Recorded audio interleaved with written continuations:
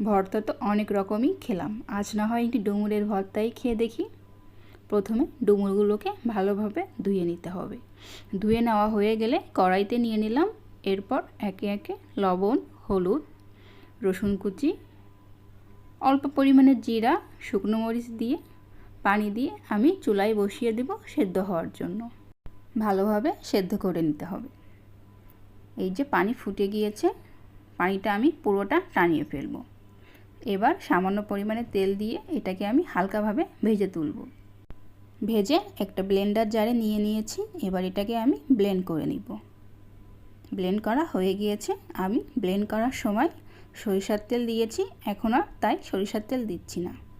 পেঁয়াজ কুচি দিয়ে এটাকে আমি হাত দিয়ে ভালোভাবে মেখে নিচ্ছি। এই যে মাখা হয়ে গিয়েছে।